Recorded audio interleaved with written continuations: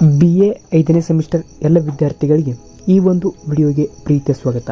ಇವತ್ತಿನ ಒಂದು ವಿಡಿಯೋದಲ್ಲಿ ನಾವು ರಾಜ್ಯಶಾಸ್ತ್ರ DSC 9ರ ಅಧ್ಯಾಯ 5 ಶೀತಲ ಸಮರ ಕೋಲ್ಡ್ ವಾರ್ ಈ ಅಧ್ಯಾಯಕ್ಕೆ ಸಂಬಂಧಿಸಿದಂತಹ ಇವತ್ತಿನಿಂದ ಕ್ಲಾಸನ್ನು ಸ್ಟಾರ್ಟ್ ಮಾಡಿ ಈ ಅಧ್ಯಾಯದಲ್ಲಿ ಪರೀಕ್ಷೆಯಲ್ಲಿ ಕೇಳಬಹುದಾದಂಥ ಪ್ರಶ್ನೋತ್ತರಗಳನ್ನು ಅಭ್ಯಾಸದ ಪ್ರಶ್ನೋತ್ತರಗಳನ್ನು ಚರ್ಚೆ ಮಾಡುವ ಪ್ರಯತ್ನವನ್ನು ನಾವು ಇವತ್ತಿನಿಂದ ಮಾಡೋಣ ಅಂತ ಹೇಳ್ತಾ ಇವತ್ತಿನ ಕ್ಲಾಸ್ನಲ್ಲಿ ಒಟ್ಟಾರೆಯಾಗಿ 2 ಪ್ರಶ್ನೆಗಳನ್ನು ಚರ್ಚೆ ಮಾಡಿ ಈ ಒಂದು ಪಾಠದ ಅರ್ಥವನ್ನು ಮತ್ತು ಪ್ರಶ್ನೆಗಳನ್ನು ಪರೀಕ್ಷೆಯಲ್ಲಿ ಕೇಳಬಹುದಂಥ ಅಂಶವನ್ನು ಡಿಸ್ಕಷನ್ ಮಾಡೋಣ ಅಂತ ಹೇಳ್ತಾ ವಿಡಿಯೋನ ಕೊನೆ ತನಕ ನೋಡಿ. ಅದೇ ರೀತಿ ಚಾನಲ್ಗೆ ಸಬ್ಸ್ಕ್ರೈಬ್ ಆಗದೆ ನೋಡ್ತಾ ಇದ್ದರೆ ಚಾನಲ್ಗೆ ಸಬ್ಸ್ಕ್ರೈಬ್ ಆಗಿ ಅಂತ ಹೇಳ್ತಾ ಇವತ್ತಿನ ಕ್ಲಾಸ್ನ ಸ್ಟಾರ್ಟ್ ಮಾಡೋಣ ಬನ್ನಿ.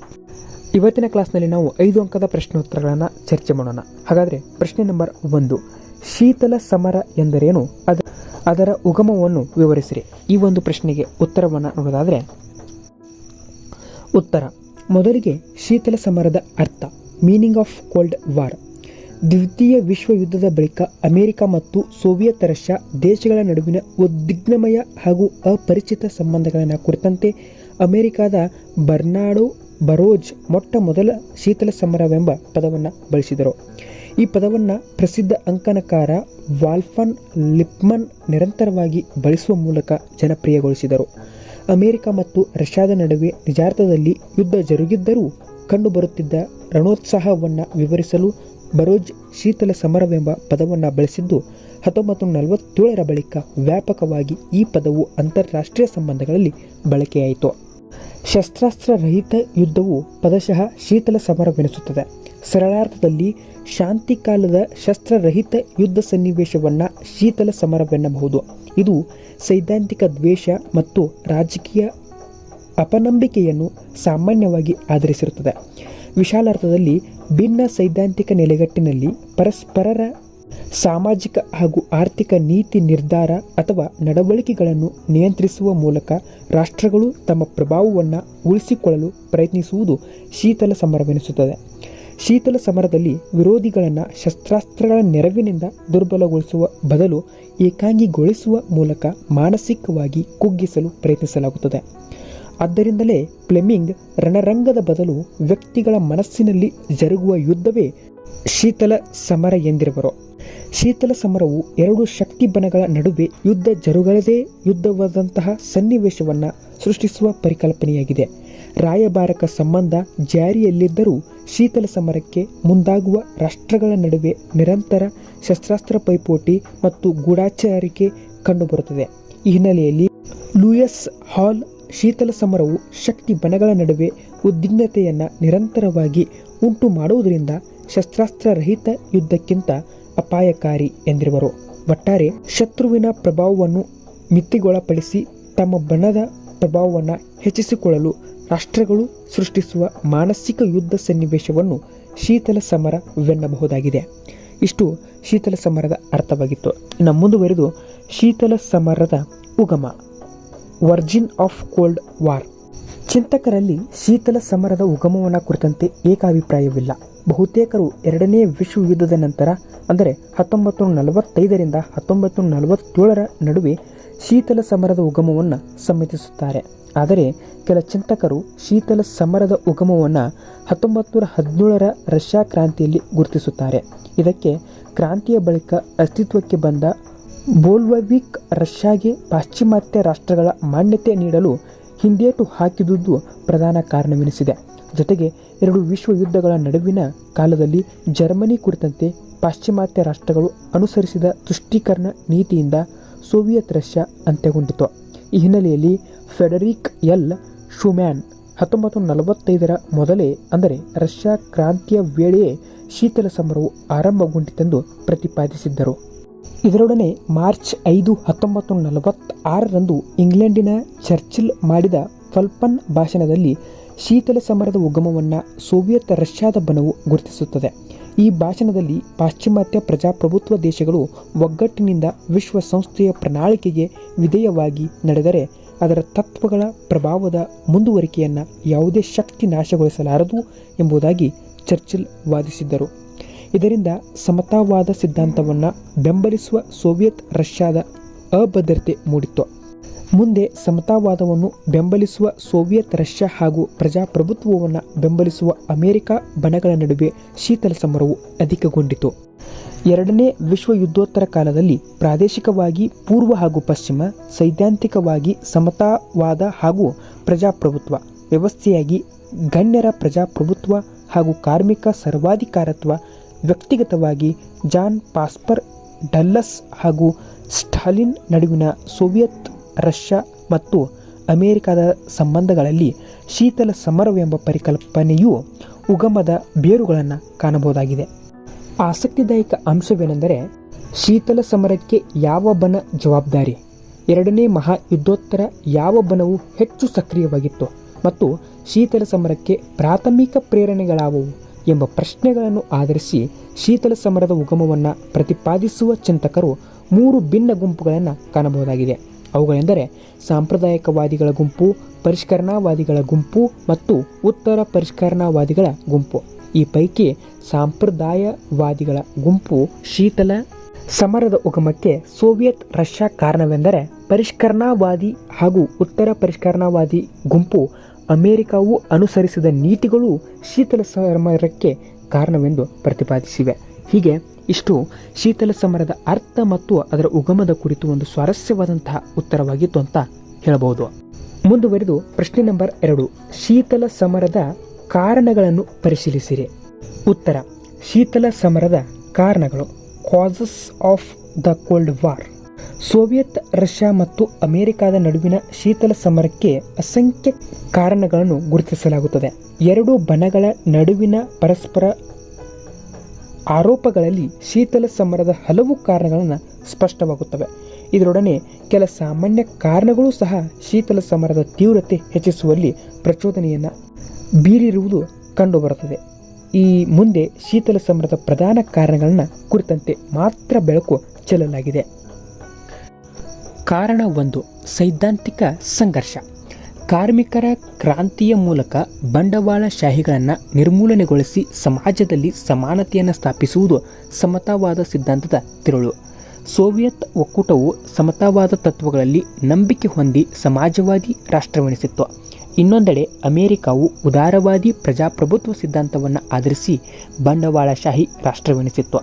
ಸಮತಾವಾದವು ಸ್ವಾತಂತ್ರ್ಯ ಮತ್ತು ಪ್ರಗತಿಯಂತಹ ಮಾನವೀಯ ಮೌಲ್ಯಗಳನ್ನು ನಾಶಗೊಳಿಸುವ ಸಿದ್ಧಾಂತವೆಂದು ನಂಬಿದ ಬಂಡವಾಳಶಾಹಿತ್ವ ಬೆಂಬಲಿಸುತ್ತಿದ್ದ ಅಮೆರಿಕವು ಸಮಾಜವಾದದ ವಿಸ್ತರಣೆಯನ್ನು ಸಹಿಸದಾಗಿತ್ತು. ತನ್ನ ಸಮಾಜವಾದಿ ಸೈದ್ಧಾಂತಿಕ ತತ್ವಕ್ಕೆ ವಿರುದ್ಧವಾದ ಬಂಡವಾಳಶಾಹಿತ್ವವನ್ನು ಅಮೆರಿಕ ಪ್ರೋತ್ಸಾಹಿಸುವುದೆಂದು ಸೋವಿಯತ್ ರಷ್ಯಾ ಭಾವಿಸಿತು. ಅಂತೆಯೇ ಸ್ವಾತಂತ್ರ್ಯವನ್ನು ಆಧರಿಸಿರುವ ಬಂಡವಾಳಶಾಹಿತ್ವವನ್ನು ವಿರೋಧಿಸುವ ರಷ್ಯಾದ ನೀತಿಗಳು ತನ್ನ ಸೈದ್ಧಾಂತಿಕ ನಂಬಿಕೆಗೆ ಮಾರಕವೆಂಬ ನಿಲುವನ್ನು ಅಮೆರಿಕವು ತಾಳಿತ್ತು. ಈ ಮಧ್ಯೆ ಯುರೋಪಿನಲ್ಲಿ ಅಮೆರಿಕದ ಪ್ರಭಾವವನ್ನು ರಷ್ಯಾ ಸಮ್ಮತಿಸಿದಾಯಿತು. ಹೀಗೆ ಪರಸ್ಪರ ವಿರುದ್ಧವಾದ ತಮ್ಮ ಸೈದ್ಧಾಂತಿಕ ತತ್ವಗಳ ಸಂರಕ್ಷಣೆಗಾಗಿ ಅಮೆರಿಕ ಮತ್ತು ಸೋವಿಯತ್ ಒಕ್ಕೂಟಗಳು ಪ್ರಯತ್ನಿಸತೊಡಗಿದ್ದರಿಂದ ಅವುಗಳ ನಡುವೆ ಕಾಲಾನುಕ್ರಮದಲ್ಲಿ ಶೀತಲ ಸಮರ ಕಾಣಿಸಿಕೊಂಡಿತು ಎಂಬುದು ಮೊದಲನೆಯ ಕಾರಣವಾಗಿದೆ. ಕಾರಣ 2, ಶಸ್ತ್ರಾಸ್ತ್ರ ಸ್ಪರ್ಧೆ. ಎರಡನೇ ವಿಶ್ವ ಯುದ್ಧದ ಹೊತ್ತಿಗೆ ಸೋವಿಯತ್ ರಷ್ಯಾವು ಬೃಹತ್ ಸೈನ್ಯವನ್ನು ಹೊಂದಿತ್ತು. ರಷ್ಯಾದ ಸೈನಿಕ ಶಕ್ತಿಯು ಪಾಶ್ಚಿಮಾತ್ಯ ರಾಷ್ಟ್ರಗಳಿಗೆ, ಅದರಲ್ಲೂ ಅಮೆರಿಕಾಗೆ ಆತಂಕ ಮೂಡಿಸಿತ್ತು. ಫಲವಾಗಿ ಅಮೆರಿಕವು ಅಣುಬಾಂಬ್ಗಳ ಸಾಮರ್ಥ್ಯದೊಡನೆ ಶಕ್ತಿ ಸಮತೋಲನಕ್ಕೆ ಮುಂದಾಯಿತು. ಮುಂದೆ 1949ರಲ್ಲಿ ಸೋವಿಯತ್ ಒಕ್ಕೂಟವು ಅಣ್ವಸ್ತ್ರ ಉತ್ಪಾದನೆಯಲ್ಲಿ ತೊಡಗಿ ಯಶಸ್ವಿಯಾಯಿತು. ಉಭಯ ಬಣಗಳ ನಡುವೆ ಶಸ್ತ್ರಾಸ್ತ್ರ ಸಮತೋಲನಕ್ಕೆ ಸ್ಪರ್ಧೆ ಏರ್ಪಟ್ಟು ಮಾರಕ ಕ್ಷಿಪಣಿಗಳು, ಯುದ್ಧ ವಿಮಾನಗಳು, ವಿನಾಶಕಾರಿ ಅಸ್ತ್ರಗಳು ಉತ್ಪಾದಿಸಲ್ಪಟ್ಟವು. ಹೀಗೆ ಉಭಯ ರಾಷ್ಟ್ರಗಳ ಶಸ್ತ್ರಾಸ್ತ್ರ ಸ್ಪರ್ಧೆಯು ಶೀತಲ ಸಮರದ ತೀವ್ರತೆಯನ್ನು ಅಧಿಕಗೊಳಿಸಲು ಕಾರಣವಾಯಿತು. ಕಾರಣ 3, ಪರಸ್ಪರ ಸಂಶಯ. ಎರಡನೇ ವಿಶ್ವಯುದ್ಧದಲ್ಲಿ ಮಿತ್ರ ರಾಷ್ಟ್ರಗಳ ಬಣದಲ್ಲಿದ್ದ ಅಮೆರಿಕ ಮತ್ತು ಸೋವಿಯತ್ ರಷ್ಯಾ ಜೊತೆಗೂಡಿ ಆಕ್ಸಸ್ ಬಣದಲ್ಲಿದ್ದ ಜರ್ಮನಿಯನ್ನು ಸೋಲಿಸಲು ಶ್ರಮಿಸಿದವು. ಆದರೆ ಅಭದ್ರತೆ ಮತ್ತು ಅಪನಂಬಿಕೆಗಳಿಂದಾಗಿ ಇವೆರಡರ ನಡುವೆ ನಿಜಾರ್ಥದಲ್ಲಿ ಸ್ನೇಹವಿರಲಿಲ್ಲ. 1944ರಿಂದ 1947ರ ನಡುವೆ ಅಮೆರಿಕ ಮತ್ತು ಕೆನಡಾಗಳಲ್ಲಿ ಕಮ್ಯುನಿಸ್ಟ್ ಚಟುವಟಿಕೆಗಳು ಅಧಿಕಗೊಂಡಾಗ ಅಮೆರಿಕವು ಅವುಗಳ ಹಿಂದೆ ಸೋವಿಯತ್ ರಷ್ಯಾ ಕೈವಾಡವಿರಬಹುದೆಂದು ಸಂಶಯಿಸಿತು. ಜೊತೆಗೆ ಅಮೆರಿಕಾದ ಪಾಶ್ಚಿಮಾತ್ಯ ಮಿತ್ರ ರಾಷ್ಟ್ರಗಳಲ್ಲಿ ರಷ್ಯಾವು ಗೂಢಚಾರಿಕೆ ನಡೆಸುತ್ತಿರುವ ಕುರಿತು ಅಮೆರಿಕ ಸಂಶಯಗೊಂಡಿತ್ತು. ಅಂತೆಯೇ ರಷ್ಯಾವು ಇಟಲಿಯಲ್ಲಿ ಫ್ಯಾಸಿಸ್ಟ್ ಬಲವರ್ಧನೆಗೆ ಅಮೆರಿಕಾದ ಬೆಂಬಲವೇ ಕಾರಣವೆಂದು ಭಾವಿಸಿತ್ತು.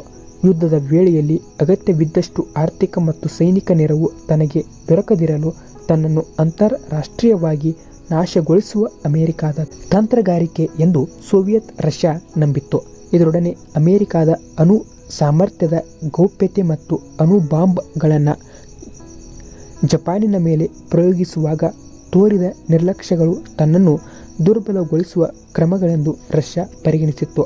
ಹೀಗೆ ಉಭಯ ರಾಷ್ಟ್ರಗಳ ನಡುವಿನ ಪರಸ್ಪರ ಸಂಶಯವು ಶೀತಲ ಸಮರವನ್ನು ಬಲಗೊಳಿಸಲು ಪ್ರಧಾನ ಕಾರಣವೆನಿಸಿತು. ಕಾರಣ 4. ಎಲ್ಫಾ ಸಮ್ಮೇಳನದ ತತ್ವಗಳ ಉಲ್ಲಂಘನೆ. ಎರಡನೇ ವಿಶ್ವ ಸಮರದ ಕೊನೆಯಲ್ಲಿ ಎಲ್ಫಾ ಸಮ್ಮೇಳನದಲ್ಲಿ ಅಮೆರಿಕ ಮತ್ತು ಸೋವಿಯತ್ ರಷ್ಯಾ ಸೇರಿದಂತೆ ಮಿತ್ರ ರಾಷ್ಟ್ರಗಳು ಭಾಗಿಯಾಗಿದ್ದವು. ಈ ಸಮ್ಮೇಳನದಲ್ಲಿ ಯುದ್ಧ ಸಮಯದಲ್ಲಿ ಪೂರ್ವ ಮತ್ತು ಕೇಂದ್ರ ಯುರೋಪಿಯನ್ ಜವಾಬ್ದಾರಿಯನ್ನು ಅಮೆರಿಕ ಸೇರಿದಂತೆ ಪಾಶ್ಚಿಮಾತ್ಯ ರಾಷ್ಟ್ರಗಳು ಸೋವಿಯತ್ ರಷ್ಯಾದ ಮೇಲ್ವಿಚಾರಣೆಗೆ ನೀಡಿದ್ದವು. ಇದಕ್ಕೆ ಪ್ರತಿಯಾಗಿ ರಷ್ಯಾವು ಯುದ್ಧೋತ್ತರ ಅವಧಿಯಲ್ಲಿ ಸ್ವತಂತ್ರಗೊಂಡ ದೇಶಗಳಲ್ಲಿ ಪ್ರಜಾಸತ್ತಾತ್ಮಕ ಸಂಸ್ಥೆಗಳನ್ನು ಜಾರಿಗೊಳಿಸಬೇಕಿತ್ತು. ಆದರೆ ಸೋವಿಯತ್ ರಷ್ಯಾವು ಕಾಲಾಂತರದಲ್ಲಿ ಎಲ್ಫಾದ ತತ್ವಗಳನ್ನು ಪಾಲಿಸದೆ ಸ್ವತಂತ್ರಗೊಂಡು ಪೂರ್ವ ಮತ್ತು ಕೇಂದ್ರ ಯುರೋಪಿಯನ್ ರಾಷ್ಟ್ರಗಳಲ್ಲಿ ಕಮ್ಯುನಿಸ್ಟ್ ಸರ್ಕಾರಗಳನ್ನು ಬೆಂಬಲಿಸಿತು. ಈ ಬೆಳವಣಿಗೆಯಿಂದ ಕ್ರೋಧಗೊಂಡ ಅಮೆರಿಕವು ರಷ್ಯಾ ಕುರಿತಂತೆ ಅಸಮಾಧಾನಗೊಂಡಿತು. ಫಲವಾಗಿ ಅವೆರಡೂ ದೇಶಗಳ ನಡುವೆ ಶೀತಲ ಸಮರ ಮತ್ತಷ್ಟು ತೀವ್ರಗೊಳ್ಳತೊಡಗಿ. ಕಾರಣ 5. ಪರಸ್ಪರ ವಿರೋಧಾತ್ಮಕ ಪ್ರಚಾರ. ಸೋವಿಯತ್ ರಷ್ಯಾವು ಮಿತ್ರ ರಾಷ್ಟ್ರಗಳ ಕೂಟದ ಭಾಗವಾಗಿದ್ದರೂ ಪಾಶ್ಚಿಮಾತ್ಯ ಪತ್ರಿಕೆ ಮತ್ತು ನಾಯಕತ್ವ ಸಮತಾವಾದ ಹಾಗೂ ಸೋವಿಯತ್ ರಾಷ್ಟ್ರದ ನೀತಿಗಳ ವಿರುದ್ಧದ ಪ್ರಚಾರದಲ್ಲಿ ತೊಡಗಿದ್ದವು.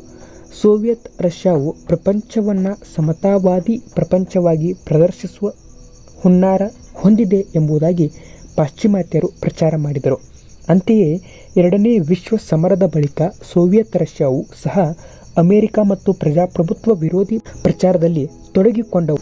ಈ ಪರಸ್ಪರ ವಿರೋಧಿ ಪ್ರಚಾರವು ಶೀತಲ ಸಮರವೆಂಬ ಬೆಂಕಿಗೆ ತುಪ್ಪ ಸುರಿದಂತಾಯಿತು. ಕಾರಣ 6. ಸೋವಿಯತ್ ರಷ್ಯಾದಿಂದ ನಿರಂತರ ವೀಟೋ ಅಧಿಕಾರದ ಬಳಕೆ. ವಿಶ್ವಸಂಸ್ಥೆಯ ಭದ್ರತಾ ಮಂಡಳಿಯಲ್ಲಿ ಅಮೆರಿಕದೊಡನೆ ಸೋವಿಯತ್ ರಷ್ಯಾ ಸಹ ಸ್ವಾತಂತ್ರ್ಯ ಪಡೆದಿತ್ತು.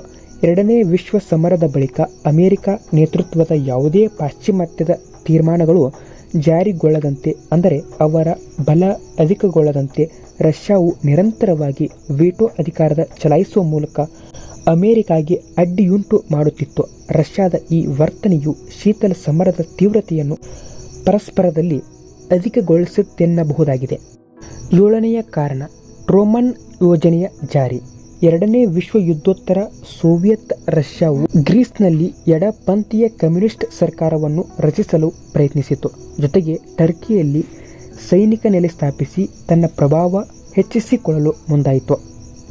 ಅಮೆರಿಕ ಅಧ್ಯಕ್ಷ ಹ್ಯಾರಿ ಎಸ್ ಟ್ರೂಮನ್ ಮಾರ್ಚ್ 12, 1947ರಂದು ಯೋಜನೆಯೊಂದನ್ನು ಪ್ರಕಟಿಸಿದರು. ಈ ಯೋಜನೆಯು ಸೋವಿಯತ್ ರಷ್ಯಾದ ಸಮತಾವಾದಿ ಮತ್ತು ಸಾಮ್ರಾಜ್ಯಶಾಹಿ ನೀತಿಗಳ ವಿಸ್ತರಣೆಯನ್ನು ನಿಯಂತ್ರಿಸಲು ಅಮೆರಿಕ ಕೈಗೊಂಡ ನೀತಿಯಾಗಿತ್ತು.